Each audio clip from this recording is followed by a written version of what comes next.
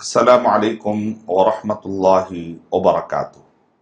الحمد للہ رب العالمین والصلاة والسلام علی رسولہ الکریم وعلی آلہ واصحابہ اجمعین اما بعد فاعوذ باللہ من الشیطان الرجیم بسم اللہ الرحمن الرحیم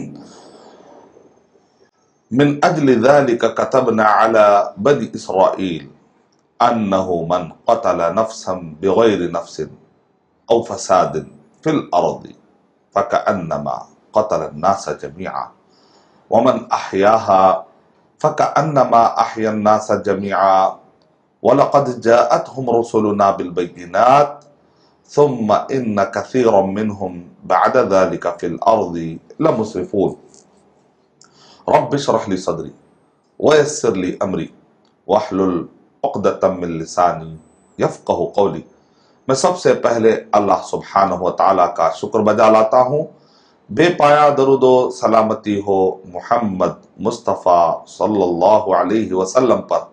محترم ناظرین کرام، ہم ٹی ٹی وی اردو کی خدمت میں شکریہ ادا کرتے ہوئے اور دعا کرتے ہوئے کہ اللہ سبحانہ و تعالیٰ اس ٹی وی چینل کے ذریعے سے بہت سارے اچھائیاں اور خیر کے کام ہو رہے ہیں۔ اللہ سبحانہ و تعالیٰ ان محنتوں کو قبول فرمائے۔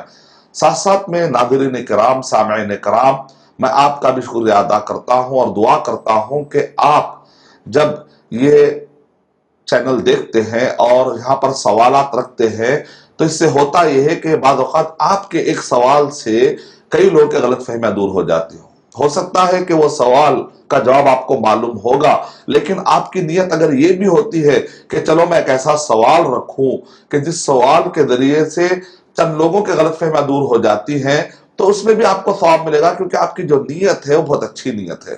تو آدمی سوال کرتا ہے تو بعض اوقات اس لحاظ سے سوال کرتا ہے کہ اس کو کچھ معلوم کرنا ہوتا ہے، بعض اوقات یہ ہے کہ وہ آدمی ڈائریکٹ کچھ نہیں کہہ پاتا، معاشرے کے اندر سے کوئی برائی نکال نہیں پاتا، تو ایسے وقت پر وہ سوال کرتا ہے۔ تو ایسے وقت پر ٹی وی پر جب اس کا جواب جاتا ہے تو بہت سارے لوگوں کے غلط فہمیاں دور ہو جاتے ہیں۔ اس طریقے سے انما الاعمال بالنیات، عمل کا دار و مدار نیت پر ہے، تو آپ کی اس حسن نیت پر آپ کو ثواب ملے گا۔ تو اس لحاظ سے میں آپ کا شکریہ ادا کرتا ہوں اور دعا کرتا ہوں کہ جو ناظرین اور سامعین اس سے پہلے ہمارے سیشن میں انہوں نے بھرپور ساتھ دیا تھا ہمیں اور کافی اچھے سوالات ہمیں ملے تھے، الحمدللہ۔ ترکے کے بارے میں سوال آیا، مہر کے بارے میں سوال آیا، کیونکہ ہمارا ٹاپک یہ ہے ناظرین کہ معصوم چاہے مسلم ہو چاہے غیر مسلم ہو، جان و مال کی حفاظت ضروری۔ یعنی اسلام ایک ایسا پیارا ریلیجن ہے، ایک ایسا پیارا دین ہے کہ جس کے اندر کسی بھی معصوم پر ظلم نہ ہو، کسی بھی انوسینٹ پر اتیاچار نہ ہو، مسلم ہو چاہے غیر مسلم ہو، ان سب کے جان و مال کی حفاظت ضروری ہے۔ ہر ایک کو اپنی جان پیاری ہوتی ہے، ہر ایک کو اپنا مال پیارا ہوتا ہے، اسلام اس کی قدر کرتا ہے، اسلام اس کی قدر کرتا ہے۔ تو سورہ مائدہ سورہ نمبر 5 کی آیت نمبر 32 اس سے پہلے کے سیشن میں نے پڑھی تھی۔ سورہ مائدہ کے بارے میں یہ بتایا جاتا ہے کہ مفسرین یہ کہتے ہیں کہ ہر انسان کو 5 چیزوں کی بہت زیادہ محبت ہوتی ہے، جیسے مال ہے، جان ہے، عزت ہے، اس کا اپنا ریلیجن ہے اور عقل ہے۔ تو قرآن مجید میں سورہ مائدہ کے اندر جو علماء تشریع جو شریعت پیش کرنے کے ماہر فقہاء محدثین، فقہاء المحدثین، آئیے دیکھتے ہیں کیا سوال ہے۔ السلام علیکم۔ وعلیکم السلام ورحمۃ اللہ۔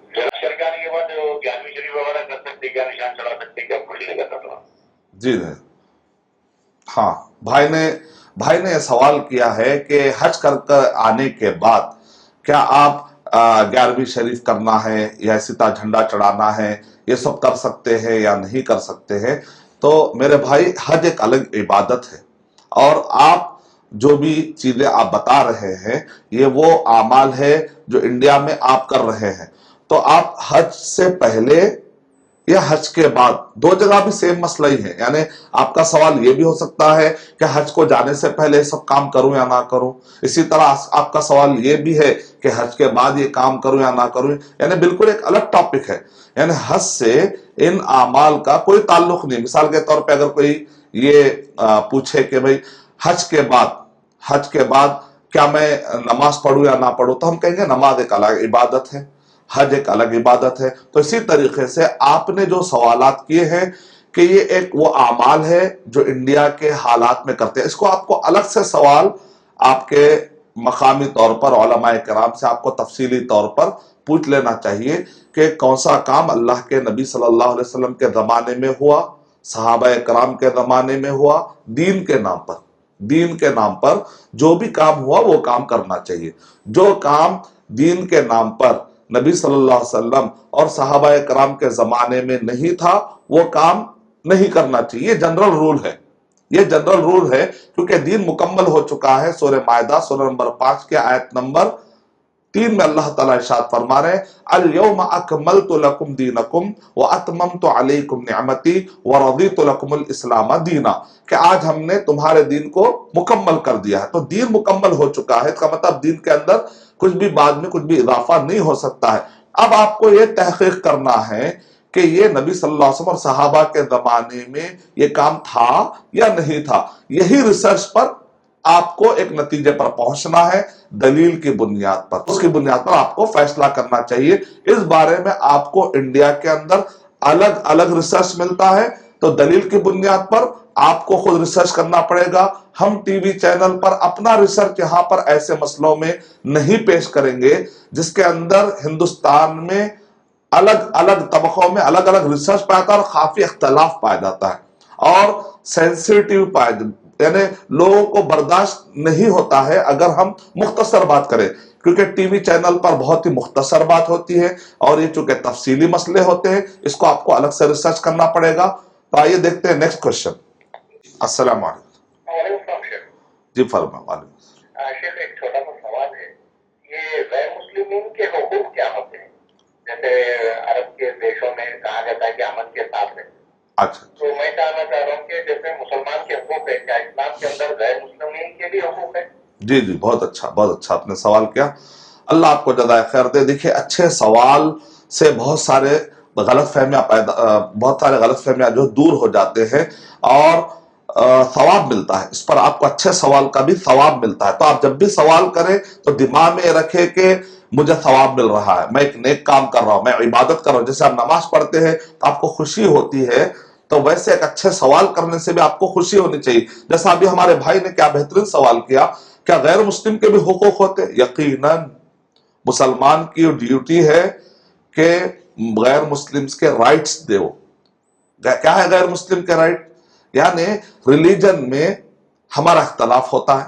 غیر مسلم کا مطلب ہے بھی مسلم ہے یا غیر مسلم ہے، یعنی اسلام کو ماننے والے ہیں یا اسلام کو نہیں ماننے والے. تو ظاہر بات ہے دین اعتبار سے الگ الگ ریلیجن کو مانتے ہیں. لکم دینکم ولی دین، آپ کا دین آپ کے لیے، ہمارا دین ہمارے لیے، نو کمپرومائز. اس کے اندر کسی بھی قسم سے ہم کمپرومائز نہیں کر سکتے، لیکن اچھے تعلقات رکھ سکتے ہیں.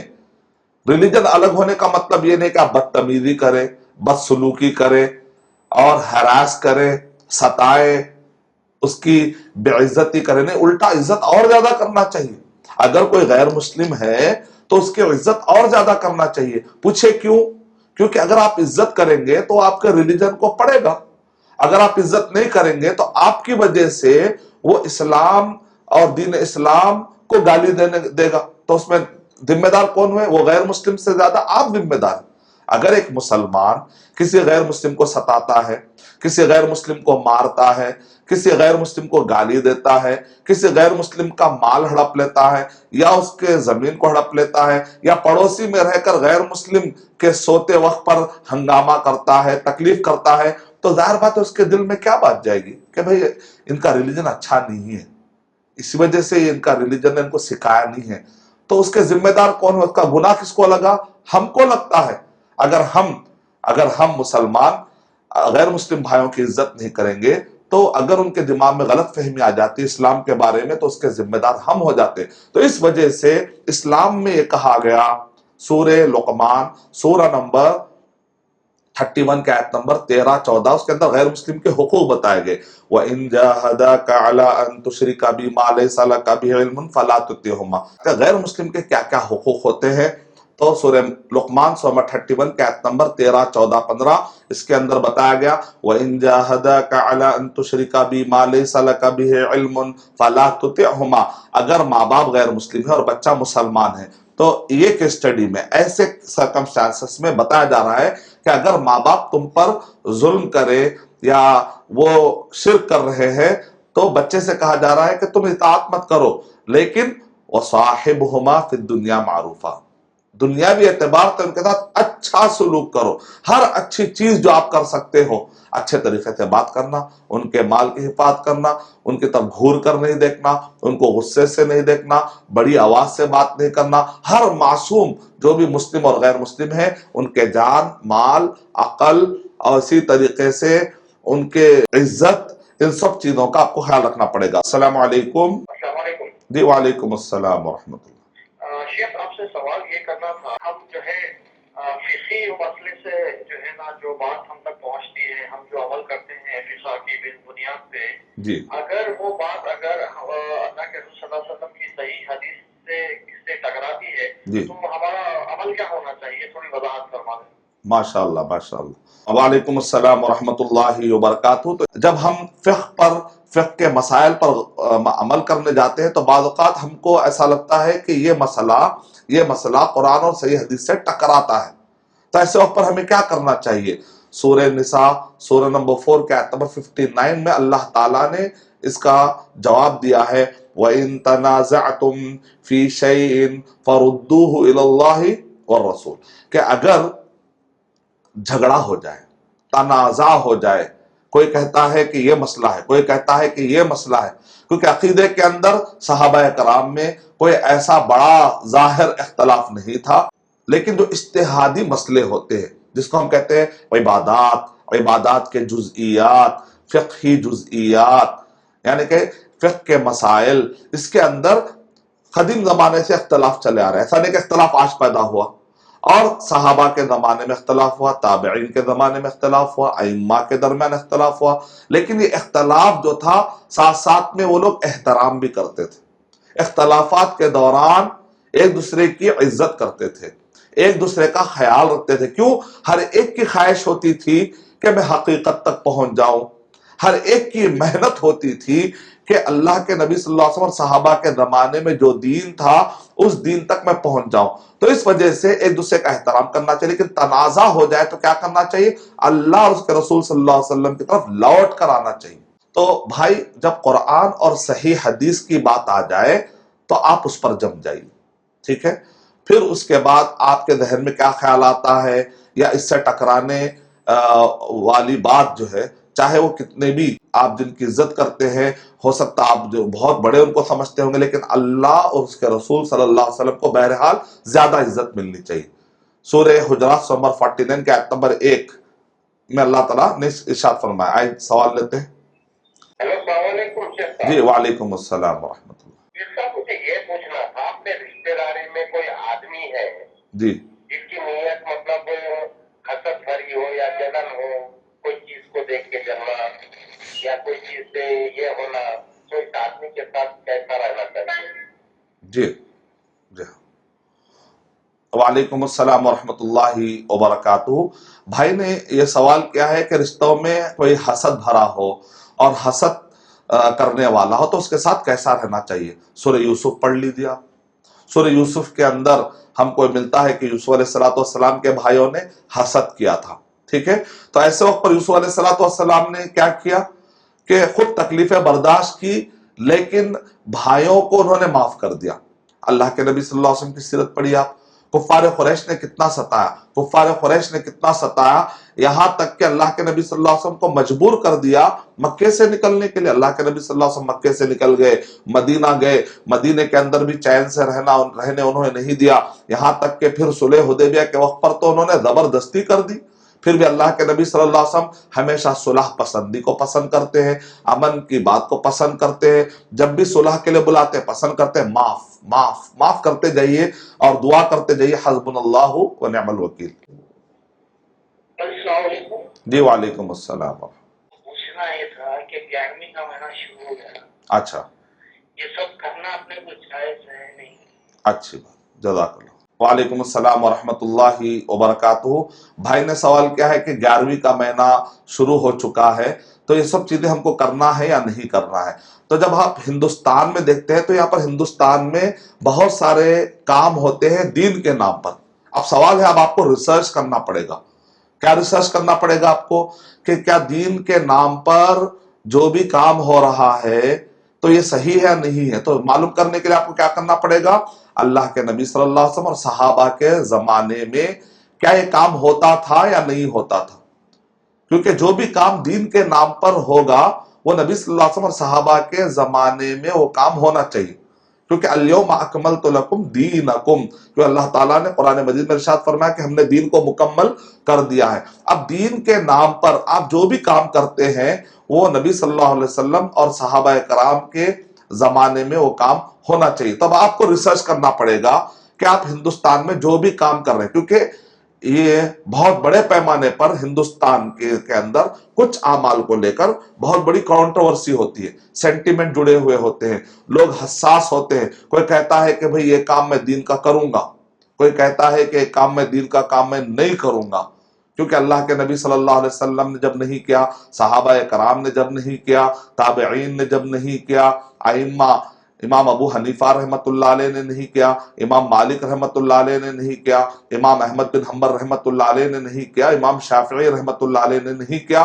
جب ان سب نے نہیں کیا تو میں بھی نہیں کروں گا۔ دوسری طرف کچھ لوگ یہ کہتے ہیں بھئی دین کا کام ہے، اچھا کام ہے، آپ کو کرنا چاہیے، تو ایسے وقت پر آپ کو کیا کرنا ہے؟ ریسرچ کرنا پڑے گا۔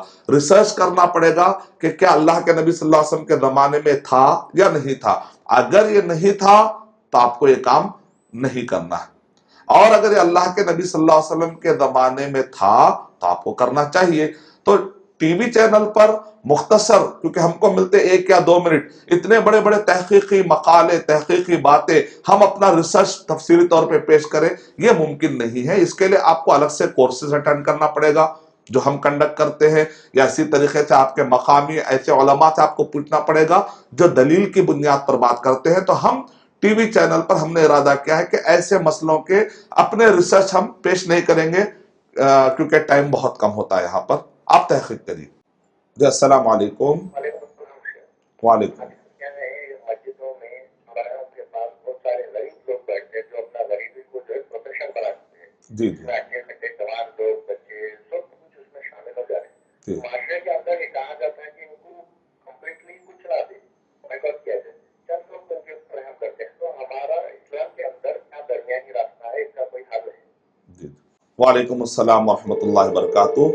بھائی نے سوال کیا ہے کہ مسجد کے باہر کچھ ایسے بھی مانگنے والے غریب آ جاتے ہیں، دیکھنے میں غریب ہے، اصل میں انہوں نے پروفیشن بنایا، اصل میں وہ لوگ محتاج ہے ہی نہیں، اصل میں وہ کئی کام کر سکتے ہیں، بلکہ اس کے بیک گراؤنڈ سے پتہ چلتا ہے کہ ان کے پیچھے کافی ڈگریوں والے بھی ہیں، لیکن ان سے چونکہ کام نہیں ہوتا ہے، سستی ان کو جو ہے غربت تک لا لیتی ہے، اور آخر میں وہ فقیر بن جاتے ہیں اور سمجھتے ہیں یہ بہت آسان طریقہ ہے، جبکہ یہ ایک مشکل طریقہ بھی ہے۔ حقیقت میں دیکھا ہے تو کافی مشکل ہے اپنی عزت داؤ پہ لگانا اور 4 لوگوں کے جھڑکیاں سننا۔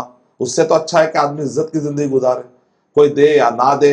اللہ کے نبی صلی اللہ علیہ وسلم نے کیا ارشاد فرمایا کہ کوئی وہ فقیر نہیں ہے کہ جو آتا ہے اور آ کر مانگتا ہے، در در گھومتا ہے، اور جو ہے اصل میں محتاج ایسا آدمی نہیں ہے، کوئی دیتا ہے کوئی جھڑکتا ہے، یہاں تک کہ قیامت کے دن اس کے چہرے کا چمڑا بھی باقی نہیں رہے گا۔ تو ایسے لوگوں کے لیے وعید سنائی گئی، بلکہ اس کے اوپر علماء کرام نے مستقل کتابیں لکھی ہیں کہ غربت یہ ایک قسم کی حرام، اس ٹائپ کے جو آدمی غربت کو پروفیشن بنانے، حرام چیز ہے کہ آدمی لوگوں کا مال باطل طریقے سے کھاتا ہے اور اس کو بٹورنے کی نیت سے مانگتے رہتا ہے اور اس کو تکسب کا ذریعہ بناتا ہے، پروفیشن کھانے پہ، اور اس کو اپنا ایک کریئر کیسا بنا لیتا ہے، یا مال کو بڑھانے کے لیے لوگوں سے مال مانگتے جاتا ہے، تو یہ طریقہ نہیں ہے۔ لیکن اگر کوئی واقع سائل ہو، جیسے قرآن سورہ ضحیٰ میں بتایا گیا سائل اس کو کہا گیا، یعنی وَأَمَّا السَّائِلَ فَلَا تَنْهَرْ، کہ جو تم سے مانگنے آئے تو تم اس کو جھڑکی مت دو. تو بھائی جو آپ کو تحقیق کرنا پڑے گا. اگر جب آپ کو اطلاع ملی ہے سورہ حجرات نمبر 49 کے آیت نمبر 6 یا ایھا الذین آمنوا ان جاءکم فاسق بنبأ فتبینوا، اللہ نے آپ کو انٹلیکٹ دیا، اللہ نے آپ کو عقل دی ہے، اللہ نے آپ کو ایک کامن سینس دیا ہے، اس کو یوٹیلائز کریے. لوگوں کی خبریں کبھی صحیح ہوتی ہے کبھی جھوٹی ہوتی ہے. بعض اوقات خبریں سچی ہوتی ہے لیکن آپ لے جا کر اس کو غلط جگہ پہ اپلائی کر دیتے ہیں. ہو سکتا واقعی کوئی محتاج ہوگا اور اگر آپ نہ دیں تو کتنی بری بات ہے.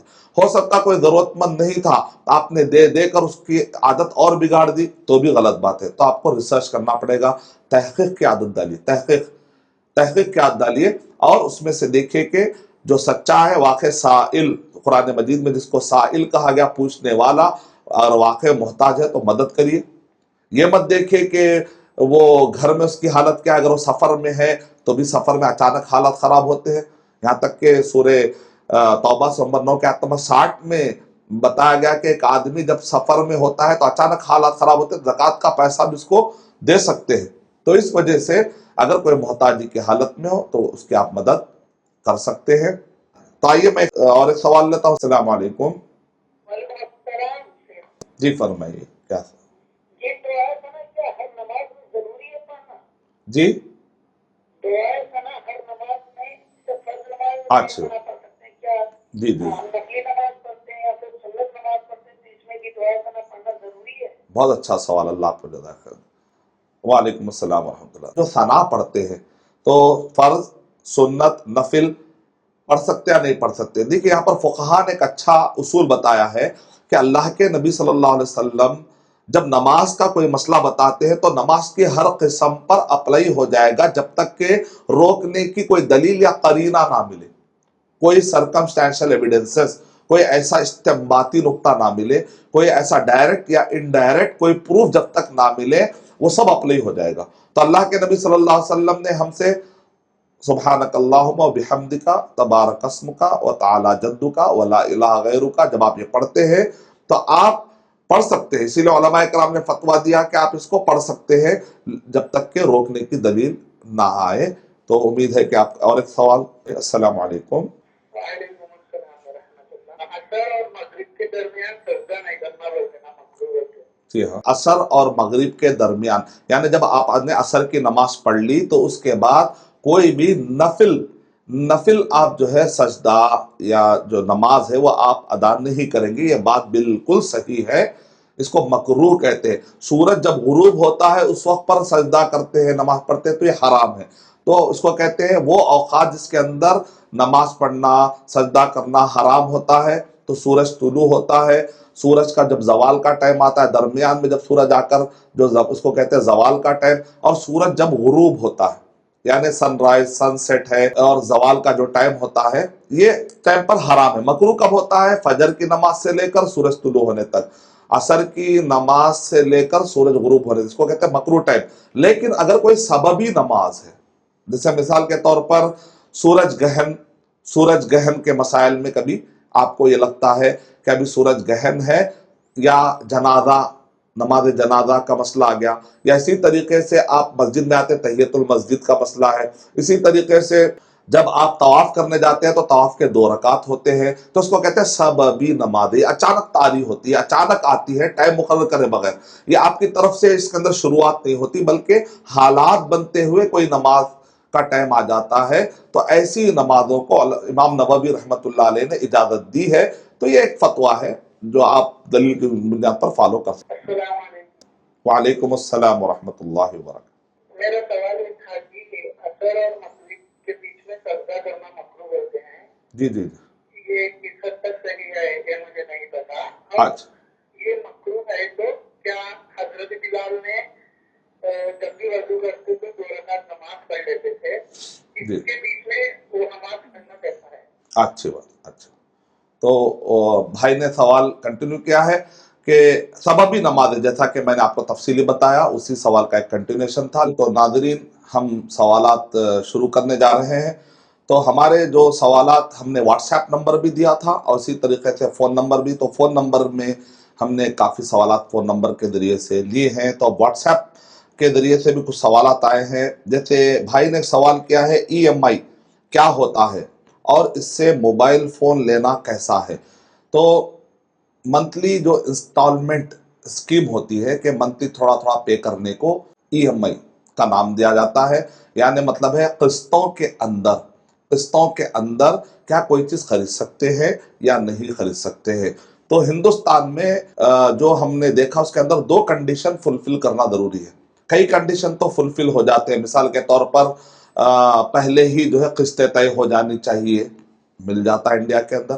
پہلے ہی کتنے مہینے میں آپ ادا کریں گے, کتنے مہینوں میں کاٹ کاٹ کے آپ دیں گے. بھائی اچانک پیسہ تو نہیں دے سکتا. ایک آدمی موبائل لے لیتا ہے اور اس کی قیمت کو کہتا ہے میں تھوڑا ادھار دیتا ہوں, لیکن ادھار بھی کیسے دوں گا, میں قسطوں میں دوں گا. اس کو کہتے ہیں ای ایم آئی, یعنی کہ قسطوں میں ادا کرنا. تو کیا ایسی اسلام میں سہولت ہے؟ یعنی ہے سہولت. اس کو بیع الاجل, فقہا نے کہا بیع الاجل کہہ کر انہوں نے تعبیر کی ہے, یعنی کہ پیسے بعد میں سامان پہلے. اس کو کہتے ہیں بیع الاجل. الٹا کیا ہوتا ہے, پیسے پہلے سامان بعد میں, بیع السلم. تو فقہا نے اور اللہ کے نبی صلی اللہ علیہ وسلم کے احادیث سے ڈائریکٹلی یا انڈائریکٹلی جو سمجھ میں آتا ہے, بیع السلم تو ڈائریکٹ ورڈ ملے گا آپ کو, اس کا اپوزٹ ہوتا ہے بیع الاجل. یہ استنباط سے علماء کرام نے نکالا ہے. ٹھیک ہے.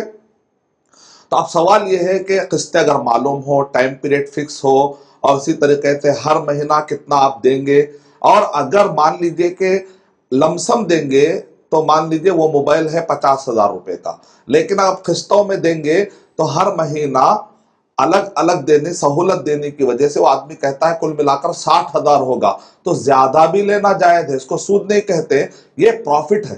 یعنی کہ بزنس میں, ٹریڈنگ میں پروفٹ کی شکلیں ہیں یہ, کہ بعض اوقات پروفٹ فوراً لمسم مل جاتا ہے, بعض اوقات پروفٹ آپ کو قسطوں میں ملتا ہے. تو یہ پروفٹ کی الگ الگ شکلیں ہیں, اس کو سود نہیں کہا. سود کس کو کہتے ہیں؟ پیسے پر پیسہ. جیسے آپ نے قرضہ دیا, پلٹا کر آپ جو ہے شرط لگا کے کہتے ہیں کہ مجھے زیادہ دینا چاہیے, تو پیسے پر پیسہ پر شرط لگا کے جو بڑھایا جاتا ہے اس کو سود کہتے ہیں. پروڈکٹ ایک طرف ہے اور ایک طرف پیسہ ہے, یہ ٹریڈنگ ہے. ٹریڈنگ میں زیادہ لینا پروفٹ ہے. تو لوگ جو درمیان میں غلط فہمی آتے ہیں, تو سب سے پہلے یہ غلط فہمی ہٹائیے. اب ہندوستان میں حلال ہے یا نہیں ہے؟ تو ہندوستان میں حلال ہونے کے لیے 2 کنڈیشن پورے کرنا ضروری ہے. پہلی بات, بینک انوالو نہ ہو, اونر ڈیلنگ کرے.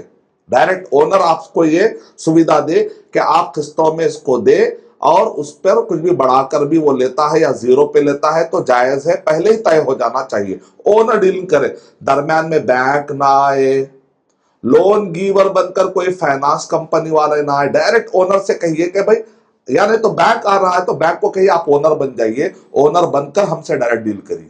لیکن اونر کوئی اور ہے, لینے والا کوئی ہے, درمیان میں کوئی آپ کے نام پر قرضہ دیتا ہے, اس کو کہتے ہیں home loan, car loan, mobile loan. یہ جائز نہیں ہے. دیکھیں آپ نے دونوں میں فرق ہے. اونر سے ڈیلنگ ہو, لون گیور سے ڈیلنگ نہ ہو. دوسری چیز یہ ہے, ڈیلے پیمنٹ جو ہوتا ہے وہ سود ہوتا ہے. تو آپ ڈیلے نہ کریں, پہلے سے آپ کے پاس اتنا اماؤنٹ ہونا چاہیے کہ آپ ڈیلے کی نوبت نہ آئے. اگر آپ ڈیلے کی نوبت آتی ہے, اگر آپ پے کرتے ہیں تو سود ہے, اس کا گناہ ہوگا, اور مفتی جو بھی فتویٰ دینے والا وہ بری ہوتا ہے. تو امید کہ آپ کا جواب مکمل ہوا. واٹس ایپ پر دوسرا سوال آیا کہ گھر سے نکلتے وقت پر آیت الکرسی بھی پڑھنا ہے. نہیں, جو بتایا گیا وہی. دین مکمل ہو چکا ہے. اللہ کے نبی صلی اللہ علیہ وسلم گھر میں جاتے وقت پر کیا کہتے تھے؟ السلام علیکم, بسم اللہ. یہ ثبوت ملتا ہے, یہ دلیل نہیں ہے بسم اللہ ولجنا بسم اللہ خرجنا اللہم انی اسألک خیر المولد و خیر المخرج و بسم اللہ ولجنا بسم اللہ خرجنا وعلی ربنا توکلنا. کئی دروازوں پر, عمارتوں پہ لکھی ہوئی دعا ہوتی ہے, نکال دیجئے. اس کا کوئی آتھنٹک ثبوت نہیں, بالکل ضعیف ہے, نان آتھنٹک ہے. نکلتے وقت پر بسم اللہ توکلت علی اللہ لا حول ولا قوت الا باللہ ثبوت ہے. آیت الکرسی کا کوئی ثبوت نہیں ہے, لہذا جو چیز ثابت نہیں نہ پڑھے. سوال لیتے ہیں. السلام علیکم. جی وعلیکم السلام. جی فرمائیں. تو روزے بولی تھی میں, نفل روزے 4. اچھا, کہاں سے بات کر رہے ہیں؟ کوسے گاؤں سے. روزے رہنا تھا, اس کا کفارہ دے تو چلتا. روزے, اچھا نفل روزے. آپ نے نظر مانی تھی, نظر آپ نے منت مانگی تھی, نظر کہ میں رکھوں گی. اچھا نفل روزے. اچھا, ابھی آپ کیوں بیمار ہونے کی وجہ سے نہیں رکھ پا رہے, یا آپ کو رکھنا مشکل ہو رہا ہے؟ صرف 4 روزے رکھنا مشکل کیوں ہو رہا ہے, بیمار ہے؟ نہیں, بیمار تو نہیں ہے, رہنے دے ہو رہا ہے.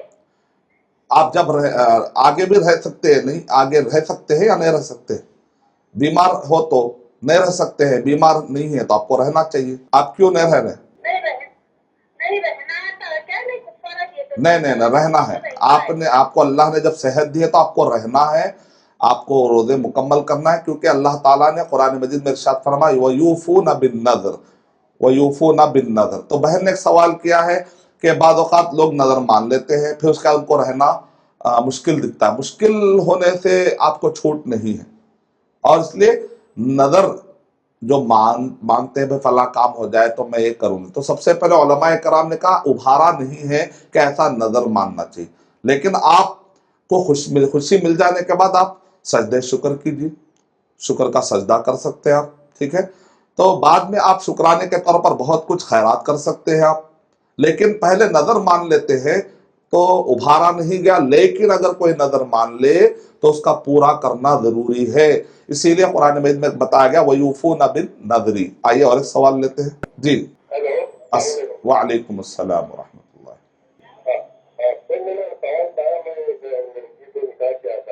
اچھا اچھا، اس کو ایک اولاد ہے. جی ہاں، جی فرمائیے کیا سوال ہے؟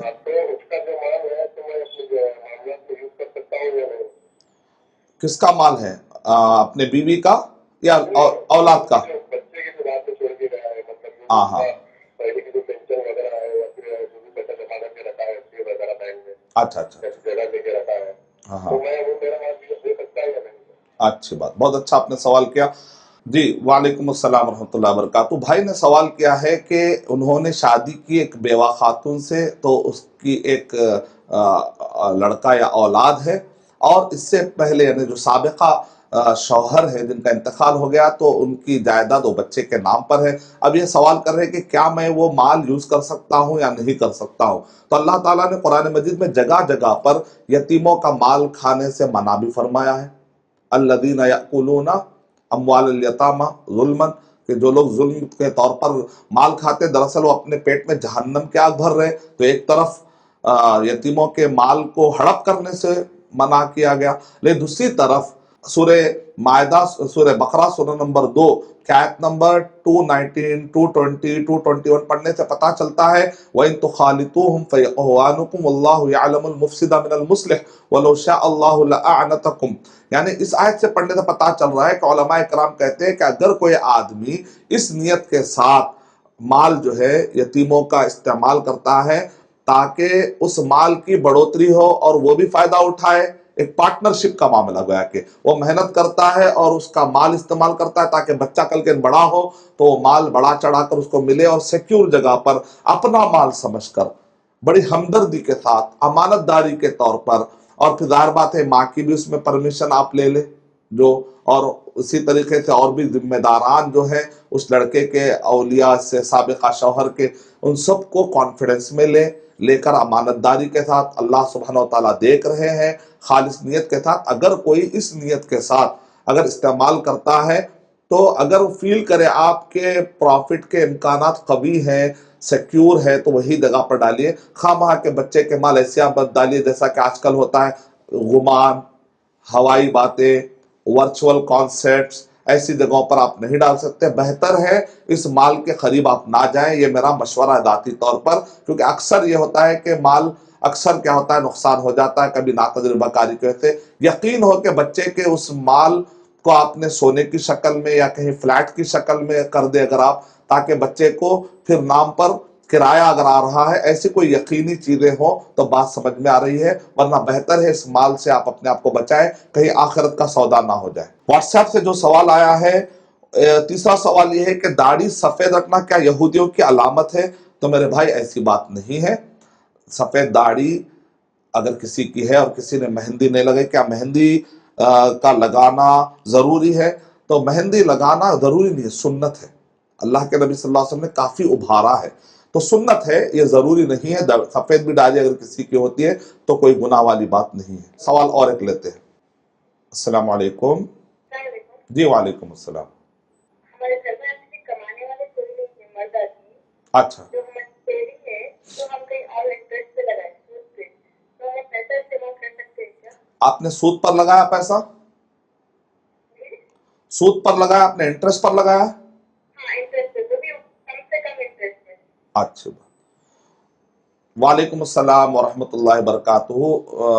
ہماری دینی بہن، ہماری محترم بہن، میں آپ سے گزارش کرتا ہوں کہ آپ اپنا پیسہ انٹرسٹ پر، سود پر کم مقدار میں 1 درہم بھی کیوں نہ ہو مت لگائیے، کیونکہ اللہ کے نبی صلی اللہ علیہ وسلم نے ارشاد فرمایا درہم ربا یأکلہ الرجل وہو یعلم اشد عند اللہ من 36 زنیہ، اور ایک محدث نے پڑھا زنیہ، یعنی 36 مرتبہ بدکاری کرنے سے بھی زیادہ گناہ ملے گا۔ تو لہٰذا میری محترم بہن، میں آپ سے بڑی مؤدبانہ، آپ کا بہت جذبہ پیارا ہے کہ آپ نے سوال کیا۔ دیکھیے سوال کرتے ہیں تو آپ کبھی یہ مت سمجھے کہ ارے میرے جواب پہ پتہ نہیں مجھے کیا ہوگا، نہیں، سوال کرنے والا بہت محترم ہے۔ اور اسی طرح غلطی کرتے ہیں تو اسلام میں وہاں برا نہیں ہے، غلطی کرنے کے بعد اصلاح نہیں کرتے ہیں تو وہ بری بات ہے۔ اللہ کے نبی صلی اللہ علیہ وسلم نے کیا ارشاد فرمایا، کل بنی آدم خطاؤن، ہر انسان غلطی کرتا ہے، وخیر الخطائین التوابون، سب سے بہترین چوک کرنے والے کون ہیں؟ جو توبہ کر لیتے ہیں۔ تو اس وجہ سے آپ نے سوال کیا، کبھی ہم نے جواب دیا تو اچانک آپ یہ فیل نہ کریں رہے سب کے سامنے میرے غلطی معلوم ہو گئی، ایسی بات کچھ نہیں ہوتی اسلام میں، بلکہ ثواب ملتا ہے۔ آپ کی وجہ سے ہزاروں لاکھوں لوگ توبہ کر لیتے ہیں اور سب کا ثواب آپ کو ملتا ہے۔ بعض اوقات یہ نیکی سے آپ کو وہ نیکیاں مل جاتے ہیں جو بعض اوقات بڑی بڑی نیکی سے آپ تصور نہیں کرتے۔ تو اس وجہ سے اس مسئلے کو شیطان جو ہے غلط طریقے سے پیش کرتا ہے، اس کی باتوں میں نہ جائے۔ میری بہن، آپ کہیں پر کسی امانت دار تاجر کو مضاربہ، امانت دار تاجر کو پیسہ دیجئے، اس کے بزنس میں لگائیے، کہیے بھائی جب آپ کو پروفٹ آتا ہے تو مجھے بھی پروفٹ دے دو۔ اس کو کہتے ہیں مضاربہ، ایک کا مال ایک کی محنت، ایک کا مال ایک کی محنت۔ امام بخاری رحمۃ اللہ علیہ بھی مضاربہ کیا کرتے تھے۔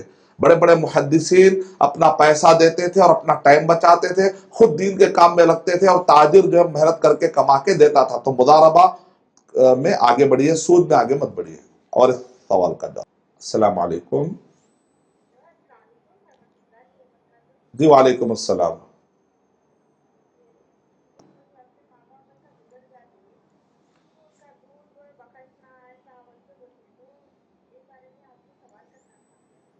جی وعلیکم السلام ورحمۃ اللہ وبرکاتہ۔ بہن کا سوال بہت ہی دھیمی آواز سے آیا، تو اس وجہ سے میں جو سن پایا ہوں کوشش کروں گا کہ بہن یہ کہنا ہے کہ مرنے کے بعد بعض لوگ کہتے ہیں دودھ بخشوانا، میں نے حق ادا کر دیا، تو ایسا ہو ہی نہیں سکتا۔ ماں باپ کا حق ادا کرنا ناممکن ہے، اللہ کے باپ کے بارے میں بتایا گیا کہ اگر کسی نے ماں باپ کو جو ہے کہیں پر ایسی حالت میں جو ہے قید و بند میں پایا، غلامی کی حالت میں آزاد کروا دیا، تو وہاں پر حسن سلوک کی باتیں تو آئی ہیں، لیکن دودھ بخشوا دینا، چلو میں نے تم نے جو مجھے پالا پوسا نا، میں نے پلٹا کے پورا دے دیا، ایسی بات نہیں ہوتی۔ والدین والدین ہوتے ہیں، بچہ مر جاتا ہے تو والدین کو ترکے میں حصہ ملتا ہے، والدین کا انتقال ہوا تو بچوں کو ترکے کا حصہ ملتا ہے۔ تو بخشوانے کا یہ معنی اگر ہے کہ ہم نے حق ادا کر دیا تو صحیح نہیں ہے۔ ہاں آپ جو ہے حسن سلوک، نیک اعمال کرتے رہے، ماں باپ، جو بھی بچے نیک عمل کرتے رہیں گے ماں باپ کو ثواب ملتا رہے گا۔ تو بخشوانے کا معنی اگر آپ یہ لے رہے ہیں کہ ہمارے نیکیاں ان کو ملتے رہیں گی، کل کے دن وہ نیکیوں کے ذریعے سے ان کے درجات بلند ہوں گے، اور ہو سکتا ہے کہ اللہ تعالیٰ ہماری دعاؤں کے سے ان کو مغفرت کا سامان کر دے، معاف کر دے۔ تو آپ کی دعاؤں سے اللہ معاف کرتا ہے۔ ہم کون ہوتے ہیں بخشنے والے؟ بخشنے والا اللہ ہے، غفور رحیم۔ ہم کسی کو بخشوا نہیں سکتے، بخشنے والی ذات اللہ سبحانہ و تعالیٰ کی ذات ہے۔ اور ایک سوال لیتے ہیں۔ جی وعلیکم السلام۔ जनाब मेरा सवाल ये था, हम लोग इंटरेस्ट पे पैसे देते हैं, جی लेकिन हमारे पास कमाने वाला कोई और मर्द नहीं है, और हम लोग सब औरतें जनाना है घर पे, और हम लोग बहुत जरूरतमंद है, जैसे कि हम लोग रेंट पे रहते हैं, वो थोड़े बहुत कम से कम इंटरेस्ट जो है वो पैसे देके रेंट पे कर सकते हैं। तो क्या ये जायज है? جی आगे पीछे कोई मर्द आदमी हमारे सपोर्ट के लिए नहीं है तो हम क्या इसका इस्तेमाल कर सकते हैं? جی جی بہن نے سوال کیا ہے کہ ہم انٹرسٹ کے پیسے لے کر کیا ہم جو ہے اپنے کرایہ ادا کر سکتے ہیں؟ تو میرے بہن آپ جو ہے کوشش یہ کریے کہ بہت سارے ایسے کام آج بھی ہو سکتے ہیں جو خواتین پردے میں رہ کر کر سکتی ہے۔ اس کی باقاعدہ ایک لسٹ پائی جاتی ہے کہ کیا کیا آپ کام کر سکتے ہیں. مثال کے طور پر بہت سارے ایسے دینی مدرسے ہوتے ہیں جہاں پر وارڈن کی ضرورت ہوتی ہے، ٹھیک ہے، تو آپ وہ دینی مدرسوں کے اندر وارڈن بن سکتے ہیں. بہت سارے دینی مدرسوں کے اندر ٹیچر کی ضرورت ہوتی ہے، تو وہاں پر آپ پڑھے لکھے ہیں تو ٹیچر بن سکتے ہیں. اگر آپ پڑھے لکھے نہیں ہیں تو نان ٹیچنگ اسٹاف وہاں پر آپ رہ سکتے ہیں. اسی طریقے سے بہت سارے گھروں کے اندر اور بہت سی کمپنیاں ہوتی ہیں جہاں پر صرف لیڈیز کام کرتے ہیں، تو اس سیکشن میں آپ بہت سارا کام کر سکتے ہیں اگر آپ پڑھے لکھے ہیں. نہیں پڑھے لکھے ہیں تو پھر وہاں پر نان پروفیشنل اور اسی طرح نان ورکنگ جو اسٹاف ہوتا ہے، ایسے بہت سارے کام کر سکتے ہیں.